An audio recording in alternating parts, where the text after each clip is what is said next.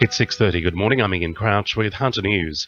A Newcastle man wearing a gas mask has sparked a security scare at Sydney's Central Station.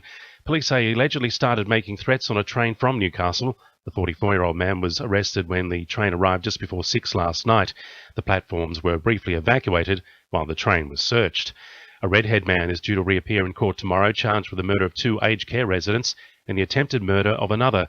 Former nurse Gary Stephen Davis is accused of administering lethal injections of insulin to 3 elderly residents at the Summit Care facility at Wallsend in October last year. 83-year-old Gwen Fowler and 80-year-old Ryan Kelly died, while 91-year-old Audrey Manuel survived. None of the alleged victims were diabetic. Superintendent John Grolton says the arrest is the result of an exhaustive investigation. This has been a painstaking investigation, and the detectives have had to go through a numerous vision of CCTV. They've had to go through medical records. They've interviewed hundreds of witnesses. A routine police patrol has resulted in the arrest of a 22-year-old man at Hamilton North this morning. The officers stopped and searched the man on Chatham Road near Clyde Street just before 5 o'clock and allegedly found him in possession of housebreaking implements and expensive figurines stolen from a car in Mayfield a short time earlier. He's expected to be charged with being in possession of housebreaking implements and goods in custody.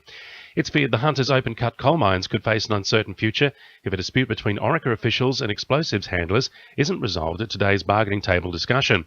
Truck drivers and shot firers responsible for delivering and detonating the hazardous materials are currently in lengthy negotiations for a new enterprise agreement to better protect jobs.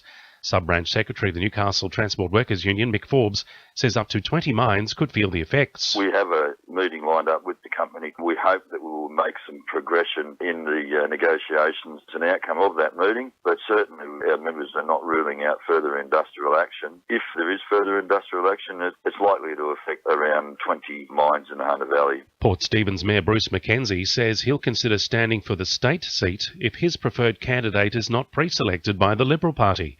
Councillor Ken Jordan has thrown his hat into the ring, along with former Newcastle federal candidate Jamie Abbott. Bruce Mackenzie says if Councillor Jordan isn't chosen, he'll run as an independent. Maitland's War Memorial will be renovated after a $10,000 grant was awarded to the East Maitland RSL sub-branch by the New South Wales Government. Significant maintenance will occur to the memorial, including repairs to the existing stone fence and the relocation of the ornamental fence. Maitland MP Robin Parker says the memorial is important to the community. The cenotaph is a great gathering point, particularly for the dawn service every year. The restoration work will occur on the memorial, and of course it's very timely given we're celebrating the centenary of the Anzacs. Now with sport, Sally Spicer. Adelaide United right-back Tarek Elric has warned the Jets not to expect an easy win in their upcoming match. The former Jets player told the Herald his team will not become complacent in the wake of their recent FFA Cup win. The two will play at Hunter Stadium on Friday night. Senior members of the Windale Eagles are determined to lift its numbers after the team failed to field any junior sides in the 2014 season. Former Knights 5/8 Craig Kimmerley joined Lakes United mentor Dean Noonan to pass some experience on to junior coaches at a training session last Friday night. The club hopes to have under 6, 8, 10 and 12 sides next season.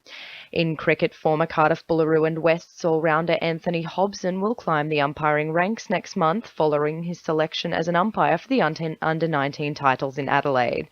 That's sport. I'm Sally Spicer. To NURFM News Time 26 to 7.